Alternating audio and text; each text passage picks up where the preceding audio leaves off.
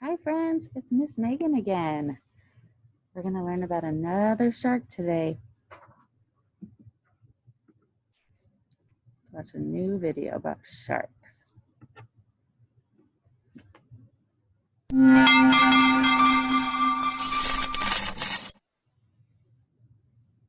In this video, we are going to learn about sharks. Sharks! This is a video so many of you have asked for. It's time. It's time for the shark video! Sharks are an amazing type of fish in the ocean. Isn't that interesting? Sharks are fish.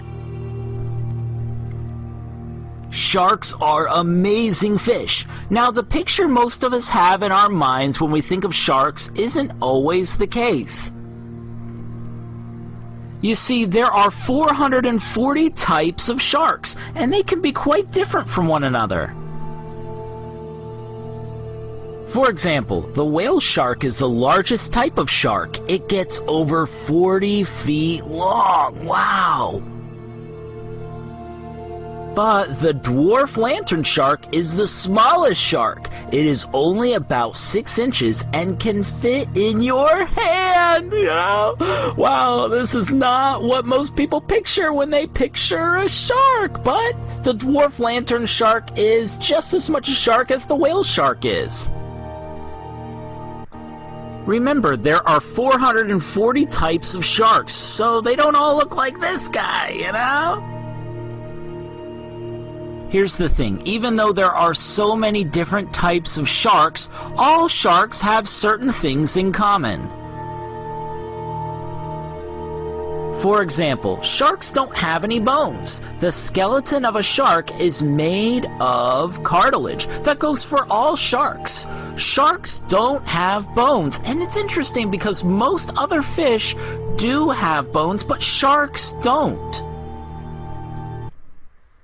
Okay, so the skeleton of a shark is made of cartilage, but what is cartilage? What does that mean? What is cartilage?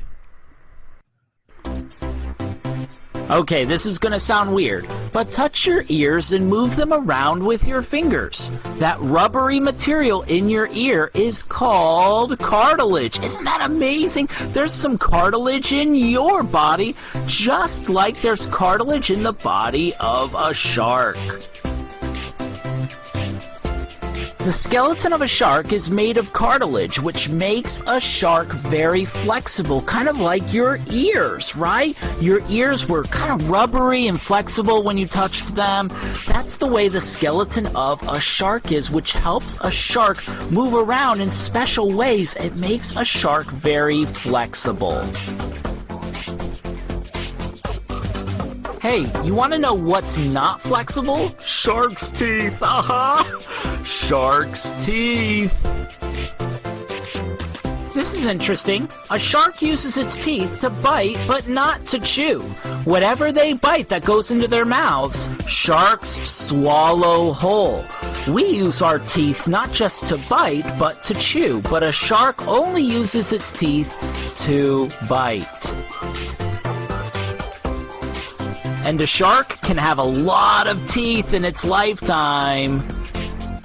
Now here's the crazy part. A shark may have as many as 20,000 teeth during its life. There are rows of replacement teeth that in case a tooth gets broken or falls off and gets lost, a new tooth emerges.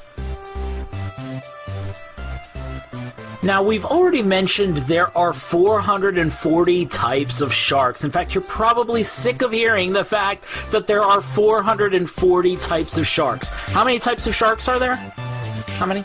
440. All right, we're going to just show you 4 of our favorites. There are a lot of other cool sharks. We're missing a lot of them. We're going to show you 4 sharks right now so that if you see these sharks in the future, you'll be like, oh, I know what type of shark that is. The first shark is the whale shark, and we've already talked about how the whale shark is the largest shark in the world. Yeah, but what's cool about whale sharks, they have these white spots, and they're very gentle. So even though they're huge, they're very gentle. In fact, some whale sharks have even let divers sit on top of them. How would you like to ride a whale shark? What?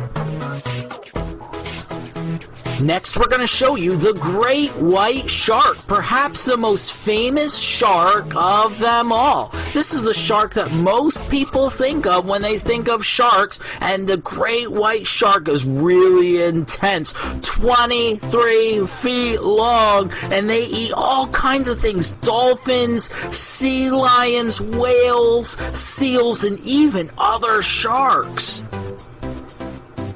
Next is the hammerhead shark, which gets its name because its head looks like a hammer, which it kind of sounds like a mean name. Like, you know, some of the other sharks were like, "Hey, hammerhead." And he was like, "Hey, you know, don't call me that." But, you know, the name kind of stuck. The hammerhead shark, it's interesting, that's actually an advantage for the hammerhead shark. It helps with the swimming and also helps with the eyesight. The eyesight of the hammerhead shark is much better, especially at gauging distance, than other sharks.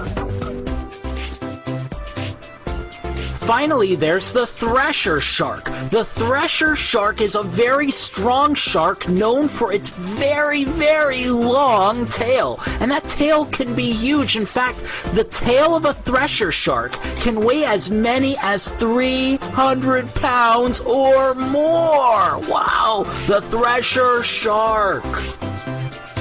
Those are just 4 amazing types of sharks. We left out so many, but just understand, sharks are incredible creatures, and as humans, we need...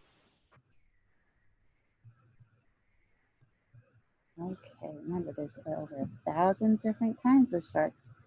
Species. I'm only going to talk about 20.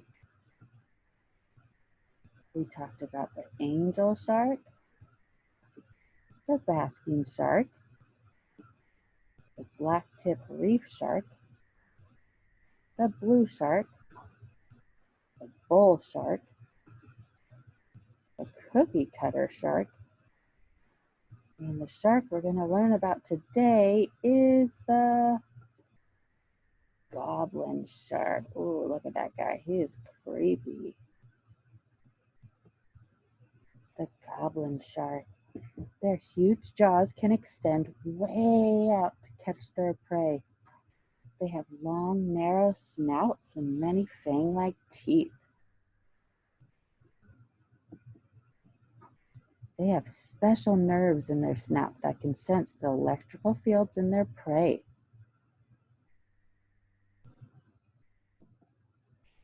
They live all around the world, deep at the bottom of the ocean. They are rarely ever seen by people. Here's some more real pictures of goblin sharks.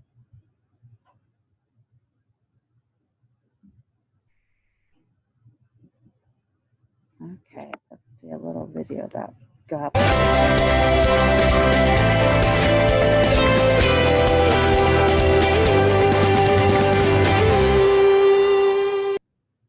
Discovered in the late 19th century, at first glance the goblin shark looks quite similar to many common shark species. However, this primitive shark has a very strange feature. It has the ability to protrude its jaw to the end of its snout in order to ambush prey such as fish, squid, and crustaceans. The shark's long and prominent blade-like snout is covered with highly sensitive organs that can detect electrical currents in order to locate living things. This shark is a rare find and can be found at depths from 40 to 1,200 meters. Sightings are normally due to fishing bycatch. Most specimens have been retrieved off the coast of Japan and New Zealand. However, they are also widely distributed off coasts around the world. The goblin shark can grow over 3.8 meters. The actual size at birth is unknown, as the smallest specimen ever found was already over a meter. Their slender fang-like teeth are meant for grabbing, and they swallow their prey whole. This shark is thought to be an ambush predator as it is rather slow-moving with small eyes. The shark's lineage extends back to around 112 million years. For more marine facts, click the subscribe. Wow, the goblin shark is really creepy, but kind of cool. Okay, let's read The Three Little Fish and the Big Bad Shark. Welcome to Bushkin Storytime. The title of this story is The Three Little Fish and the Big Bad Shark.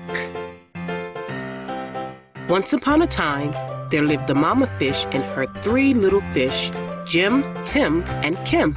"It is now time," said the mama, "for each of you to make a home in the deep blue sea."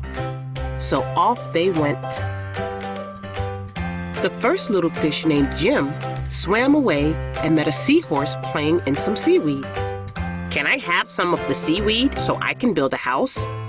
"Take as much as you can carry," said the seahorse. Jim gathered the seaweed and made a weedy little house. Jim had just finished building his seaweed house when he heard the big bad shark knocking at the door. Little fish, let me come in." The little fish trembled and replied, "Not by the skin of my finny fin fin." "Then I'll munch, and I'll crunch, and I'll smash your house in," roared the shark. So the big bad shark munched and he crunched, and he ate up every bit of the seaweed house. And Jim swam away just in time. Soon, Jim found his brother. Tim said, "Don't worry, Jim. We fish stick together. You can help me build a sandy little house." Jim and Tim had just started to relax in the sandy little house when the big bad shark came knocking at the door. Little fish, let me come in," to which the brave little fish replied, "Not by the skin of my finny fin fin."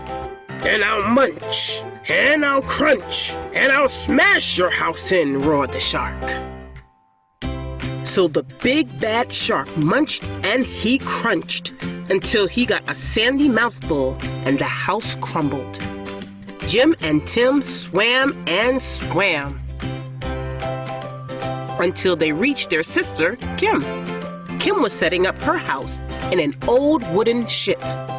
"The big bad shark destroyed our houses.